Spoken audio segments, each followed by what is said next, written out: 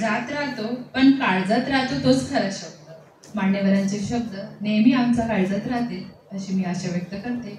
यानंतर मान्य doctor करमसिंग sir Rajput सरांचा परिचय करून देतील प्रगती मॅम।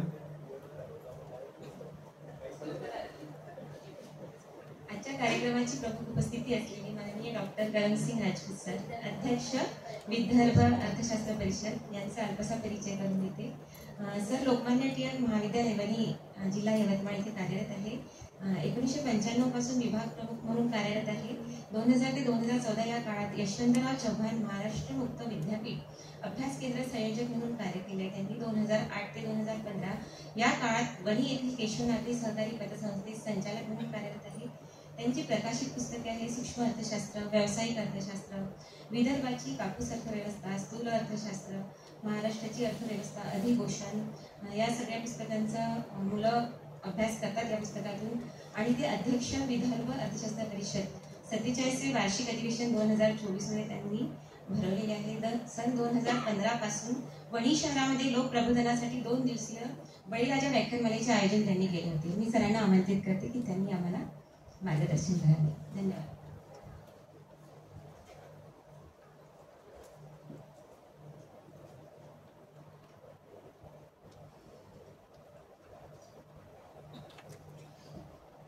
विदर्भ अर्थशास्त्र परिषद आणि सरदार पटेल महाविद्यालय चंद्रपूर यांच्या संयुक्त विद्यमाने आयोजित या एकदिवसीय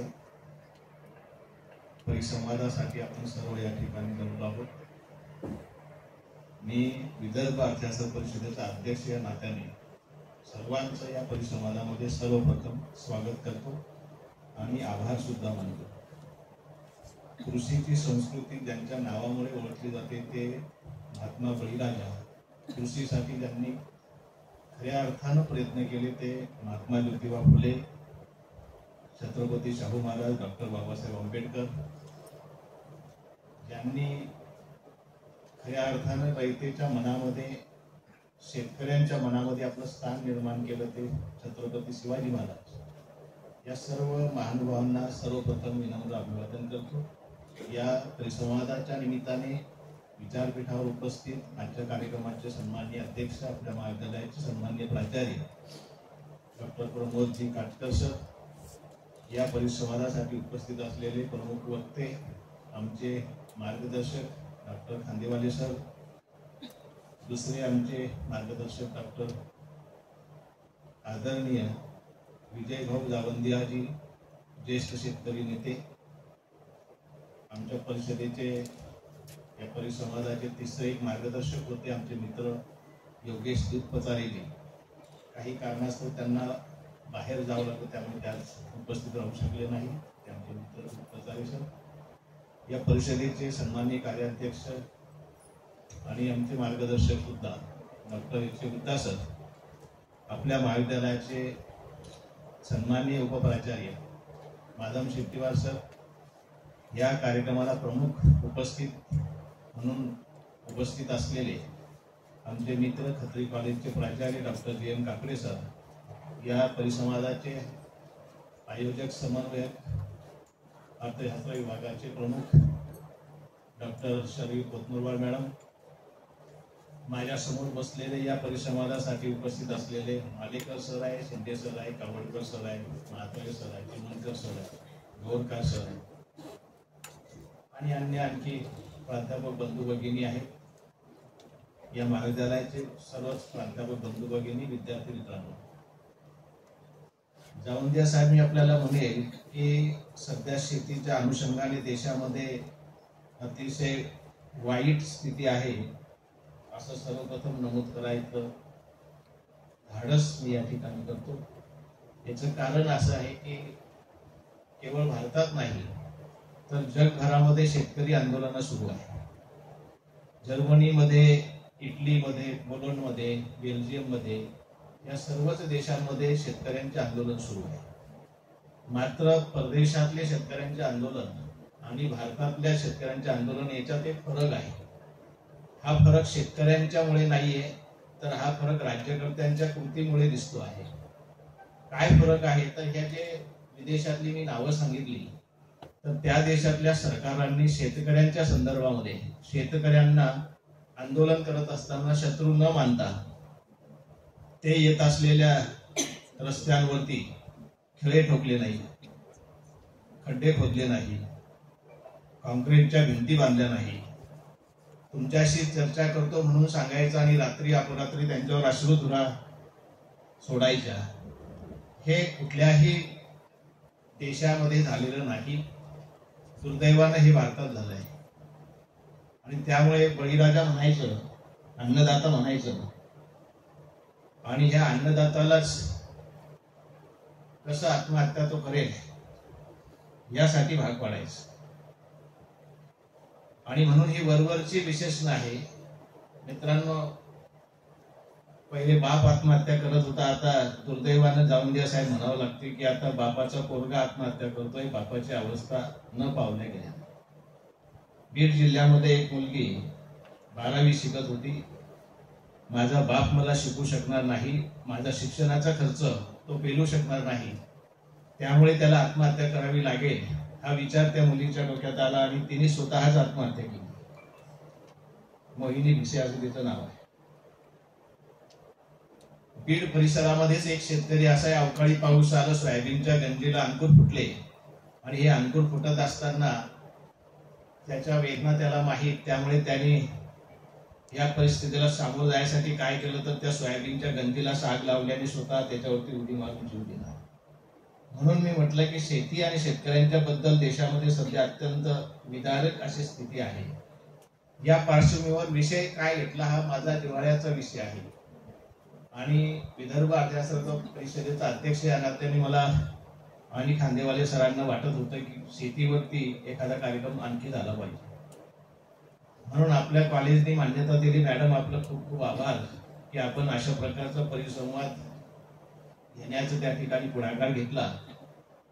आणि हे आमचे जे तरुण या ठिकाणी विद्यार्थी बसले त्यांना शेतीच्या संदर्भात काहीतरी माहिती झाली पाहिजे, हाही माझा उद्देश त्याच्या पाठीमागे होता.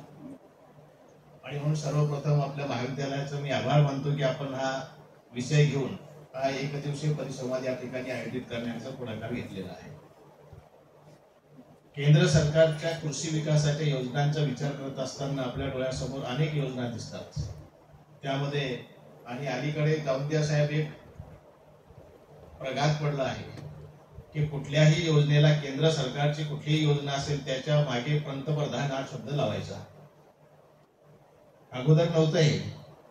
14च्या पूर्वीचा तुम्ही काळ आठवा.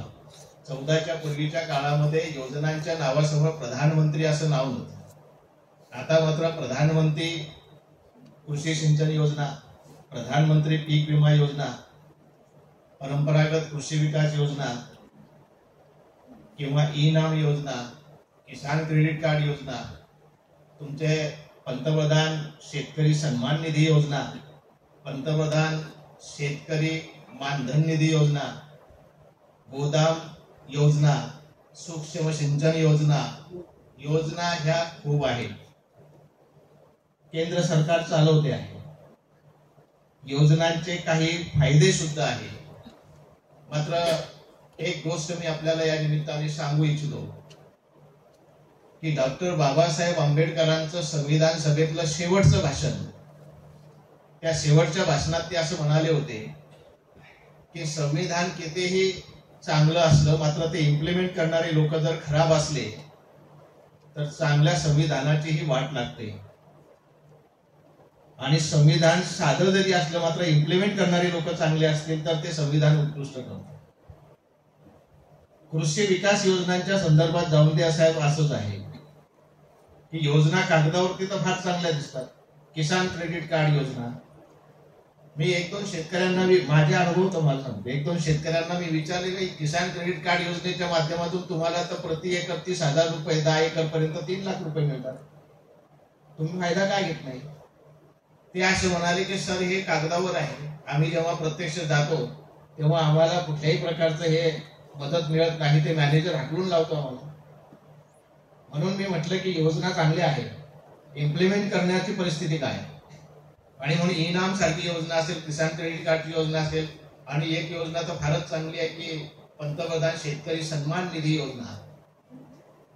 आणि सन्मान कसा करायचा, वर्षातून 2,000 रुपयाचे 3 हप्ते टाकायचे त्याच्या खात्यामध्ये, 6,000 रुपये द्यायचे त्याला. मला सांगा, इथे बसलेले जे लोक आहेत आजच्या महागाईच्या इंडेक्स मध्ये, महागाईच्या काळामध्ये 6,000 रुपयात वर्षभरात काय होते? एका महिन्याचा किराणा होतो एका कुटुंबाचा. एवढी महागाई वाढून ठेवली आहे. मग एका महिन्याचा किराणा जर होत असेल तर 11 महिने त्यांनी काय करायचं? त्यांनी खत कुठून आणायचं, बियाणं कुठून आणायचं, पेस्टिसाइड कुठून आणायचं, मजुरीचे पैसे कुठून द्यायचे? 6,000 मध्ये होतं काही? कसला सन्मान आहे? आता मानधनची योजना सुरू झाली आहे सर. 18 ते 40 वयोगटातल्या शेतकऱ्यांनी बँकेत जायचं, त्याला सांगायचं की मला हे खातं उघडायचं आहे आणि 56 रुपयापासून तर साधारणतः 240 रुपयापर्यंत त्याला ते प्रति महिना भरावं लागतं आणि आफ्टर 60 त्याला 3,000 रुपये मिळणार आहे. आता 18 वर्षाचा आजचा पोरगा 60 वर्ष झाल्यानंतर रुपयाची व्हॅल्यू काय राहील आणि 3,000 रुपयात त्याचं काय होईल? तेव्हा आजच 3,000 रुपयाचं व्हॅल्यू काय आपल्याला माहित आहे, तर त्या 60 वर्षानंतरचं 3,000 रुपये विचारात घ्या. म्हणून शेतकऱ्यांना आम्ही खूप काही देतोय असं म्हणायचं. मी असं म्हणेल की शेतकऱ्यांना जर हे सरकार खूप काही देत असेल तर मग सातत्यानं शेतकरी आत्महत्या का करतायत? का बरं शेतकरी जीव देत आहेत? 95 पासून आतापर्यंत आपण आकडेवारी चाचपली तर असं दिसतं की 4 लाख शेतकऱ्यांनी आत्महत्या केल्या. मग हे 4 लाख जीव गेले ना, कुठल्याही युद्धात एवढे जीव गेलेले नाहीये. एवढे जीव जर या देशामध्ये शेतकऱ्यांचे जात असतील तर निश्चित काहीतरी गडबड आहे शेतीमध्ये. आणि म्हणून या योजना राबवत असताना सरकारने, सरकारच्या अधिकाऱ्यांनी, प्रशासनाने शेतकऱ्यांचा दुस्वास करू नये, शेतकऱ्यांचा काळजीपूर्वक विचार करून त्या योजना राबवल्या पाहिजे, तरच कुठेतरी शेतीला चांगले दिवस येऊ शकतात. खांदेवाले सर 1950 मध्ये एक शायर झाला आमच्या बुलढाण्यामध्ये. 50 मध्ये त्यांनी जे सांगितलं ते आज तंतोतंत लागू आहे. 75 वर्ष होत आली आपल्याला. तो शायर त्यावेळेला असा म्हणाला होता की उठ शेतकऱ्या उठ जाग, उठ शेतकऱ्या उठ जाग, तुला कोटी वाली या जगती, राखी तुझी तू लाज. सुखी शेतकरी तर जग सुखी सर्वच ऐशी म्हणती, सुखी शेतकरी तर जग सुखी सर्वच ऐशी म्हणती, कष्ट करतो तो आणि मलिदा दुसरे खाती. पदवी राजाचे देव न तुझला, दीन दिवसा लुटती, अन्नदाता तुला म्हणोनी, अन्नाविन तुझला मारती, पिढ्याने पिढ्या हे घडत आले, तरी न तुझला जाग, उठ शेतकऱ्या उठ जाग. काय फरक पडला 75 वर्षामध्ये? तसंच आहे. आम्ही त्याला बळीराजा म्हणतो, त्याला अन्नदाता म्हणतो, त्याला शेतीला आपल्या देशाचा कणा म्हणतो, शेतकऱ्याला कणा म्हणतो अर्थव्यवस्थेचा. त्या कणावरच लाथा मारणं सुरू आहे, तो मोडकळीस आणला जातोय. आणि म्हणून कंपॅरिझन जर थोडीफार करायची असली, माझ्या डोक्यातले आकडे नाहीये, माझ्याकडे त्या बॅग मध्ये प्रूफ आहे, मी दाखवू शकतो कोणालाही. आणि कुठल्याही सरकारवर टीका करण्याचा किंवा कुठल्याही सरकारला चांगलं म्हणण्याचाही विषय नाहीये. अर्थशास्त्राचे अभ्यासक या नात्याने आपण परिस्थिती मांडली पाहिजे. काय मनमोहन सिंगचा काळ 10 वर्षाचा आणि मोदी साहेबांचा 10 वर्षाचा काळ, याच्यामध्ये शेतमालाच्या हमी भावाची वाढ किती झाली? बऱ्याच ठिकाणी राजकीय सभांमध्ये सांगितलं जातं की मोदी साहेबांनी भाव जेवढा दिला शेतकऱ्यांना तेवढा कोणीच दिलेला नाही. नम्रपणे आपल्याला सांगू इच्छितो की मोदी सरकारच्या 10 वर्षाच्या काळात आणि मनमोहन सिंगाच्या 10 वर्षाच्या काळामध्ये, 10 वर्षाच्या मनमोहन सिंगाच्या काळामध्ये तांदळाच्या हमी भावामध्ये 138% वाढ आहे, गव्हाच्या हमी भावात 122% वाढ आहे. मात्र या 10 वर्षात मोदी सरकारच्या 10 वर्षाच्या काळात तांदळामध्ये फक्त 67% वाढ आहे आणि गव्हामध्ये 62% वाढ आहे. सोयाबीन मध्ये नाही, आमचा फॉर्म्युला असतो, तो फॉर्म्युला आहे C2+FL आणि त्याला ते जोडतात A2+FL. तर त्या 138% इकडे 67%, 122% इकडे 63%. सोयाबीनचं सांगतो 180% मनमोहन सिंग, इकडे आहे 80%. कापूस आपण कापूस पिकवतो जास्त या पट्ट्यामध्ये, तर कापसाचा आहे 115% मनमोहन सिंगच्या काळात आणि इकडे आहे 80%. आणि परत यांची असं सांगितलं जातं की आम्ही स्वामीनाथन साहेबांनी सांगितल्याप्रमाणे उत्पादन खर्च अधिक 50% एवढा भाव दिला आहे, पण तो कसा दिला आहे जाऊन द्या साहेबांना माहित आहे. हा A2+FL वर दिला आहे, C2 वर दिलेला नाहीये. MS स्वामीनाथन साहेबांची शिफारस C2 वरची आहे. C2 म्हणजे एकूण उत्पादन खर्च, त्याच्यामध्ये A2 म्हणजे लागवडसाठी बियाणं, खत, सिंचन, मजुरी याचा खर्च, परत आपल्या कुटुंबातले काही लोक काम करतात शेतीमध्ये त्याची मजुरी आपण पकडत नाही, ती मजुरी पकडली पाहिजे, ते झालं FL. आणि तुम्ही जे काही भांडवल फेन्सिंग वगैरे केलं असेल, विहीर खोदली असेल, त्याला तो पैसा आणला कर्जाचं, त्याच्यावरचं व्याज आणि जमिनीचं भाडं, हे सर्व मिळून झालं C2. आणि ह्या C2 वर 50% द्या असं स्वामीनाथन साहेबांचं म्हणणं होतं. आम्ही काय देतोय सध्या आता A2+FL वर देतोय 50%, C2 वर देत नाहीये. आणि त्यामुळे शेतकऱ्यांना प्रॉपर भाव या ठिकाणी मिळत नाही. त्याचा परिणाम असा झाला की सरकार बऱ्याच वेळेला म्हणताय की मेक इन इंडिया चळवळ त्या ठिकाणी आपण राबवू, म्हणजे अनेक वस्तू आपण भारतामध्ये बनवल्या पाहिजे. मी नम्रपणे म्हणू इच्छितो की आपल्या देशाची परिस्थिती एकच उदाहरण देतो फक्त खाद्यतेलाचं, की आपले तेलबिया उत्पादकांची काय परिस्थिती. खाद्यतेलाचं मागच्या तेल आयात वर्षामध्ये म्हणजे ऑक्टोबर 22 ते नोव्हेंबर 23 या तेल आयात वर्षामध्ये आपण 165 लाख टन तेल आयात केलंय बाहेरून. आणि आपण कोणाचे खिसे भरतोय? इंडोनेशिया, अर्जेंटिना, ब्राझील या लोकांचे खिसे भरतोय आपण पाम तेलाचे आणि सोयाबीन तेलाचे आयात करून. त्याऐवजी जर आपण इथल्या तेल उत्पादकांना चांगले भाव दिले तर इथले भुईमुग उत्पादक, इथले तीळ उत्पादक, इथले सूर्यफूल उत्पादक, इथले सोयाबीन उत्पादक हे सुद्धा या ठिकाणी चांगल्या प्रकारचे जीवन जगू शकतील. 165 लाख टन आणण्यासाठी 1,67,000 कोटी रुपये लागले, एवढा खर्च झाला त्याच्यावर. मग हे 1,67,000 कोटी रुपये देशातल्या शेतकऱ्यांना हमी भावाच्या माध्यमातून द्या ना. ते सूर्यफूल, तीळ, जवस हे सर्व वाण पेरतील आणि तुम्हाला शुद्ध तेल भेटेल. आज पाम तेलाचा कालच्या लोकसत्ताला रिपोर्ट आलेला आहे की पाम तेलाचा वापर जास्तीत जास्त जो करत आहे त्याला हार्ट अटॅक आणि लिव्हर फिवर याच्यावरती त्याचा दुष्परिणाम होतोय. मग हे लोकांना तुम्ही रोगी करण्याच्या योजना राबवतायत, रोगी करण्याचं त्या ठिकाणी धोरण राबवताय.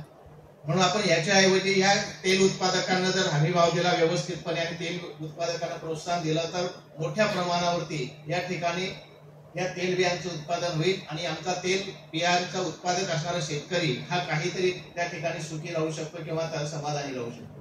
त्याचप्रमाणे कडधान्याचं आहे, उडीद, मूग, तूर, चना हे जे कडधान्य आपल्या जेवणामध्ये इसेन्शियल भाग आहे, मात्र आपण त्याच्यावरती सुद्धा बाहेर देशावर म्यानमार असेल, ऑस्ट्रेलिया असेल याच्यावरती डिपेंड आहे. आपल्या गरजेच्या जवळपास 60%, 50-60% आपण बाहेरून आणतोय, त्याच्यावरती खर्च किती झाला. मग हे दोन गोष्टींवरती जर पंतप्रधानांनी किंवा इथल्या सरकारने जर फोकस केला आणि याचे हमी भाव जर त्या ठिकाणी दिला तर हे लोक त्या ठिकाणी जास्तीत जास्त, आज गहू आणि तांदळाचा स्टॉक एवढा झालाय तुमच्याकडे, खरेदी करायला पैसा नाही सरकारकडे, मग त्याचे जे शेतकरी ते निर्माण करणारे शेतकरी ते इकडे वळतील ना ते. आणि म्हणून तुम्हाला गहू अतिरिक्त किंवा तांदूळ अतिरिक्त खरेदी करण्याचंही काम पडणार नाही. आणि त्याच वेळेला इकडे तेलबिया आणि कडधान्याचं उत्पादनही वाढेल, म्हणजे कुठेतरी बॅलन्स राहील. आपला फॉरेन मध्ये पैसाही जाणार नाही, इथला पैसा इथे राहील आणि लोकांचं आरोग्य चांगलं राहील. आणि म्हणून परंपरागत कृषी विकास योजना नावाची एक योजना सरकारने आणली सेंद्रिय शेतीच्या माध्यमातून. हे सेंद्रिय शेतीच्या माध्यमातून योजना राबवत असताना अतिशय ती चांगली योजना आहे की इथे जे प्रोडक्ट तयार होतं शेतीचं ते सेंद्रिय विषमुक्त तयार झालं पाहिजे, जेणेकरून आपले जे आजार वाढतायत, बीपी, शुगर किंवा यकृताचे आजार, फुफ्फुसाचे आजार, हे सर्व जे आहे तर हे कुठेतरी त्या ठिकाणी त्याला आळा बसू शकतो सेंद्रिय प्रोडक्टच्या माध्यमातून. पण ते मोठ्या प्रमाणात राबवण्याची आवश्यकता आहे. मगाशी उल्लेख केला तोच पुन्हा या ठिकाणी उल्लेख करतो की योजना खूप चांगली आहे, ते इम्प्लिमेंट करण्याचं काम जे व्हायला पाहिजे, ज्या पद्धतीनं व्हायला पाहिजे त्या पद्धतीनं ते होत नाहीये. आणि म्हणून शेतकऱ्यांचे प्रश्न जैसे ते आहे. एक छोटासा मुद्दा सांगतो आणि मी थांबणार आहे की आपल्याकडे लोन प्रोव्हाइड करायला, शेतकऱ्यांना लोन प्रोव्हाइड करण्याची जी सिस्टीम आहे दोन्ही मान्यवर वक्त्यांना माहिती आहे, सर्वांना आपल्याला माहिती आहे. आपण काय करतो, खाली प्रायमरी सोसायटी आहे आणि वरती नाबार्ड आहे.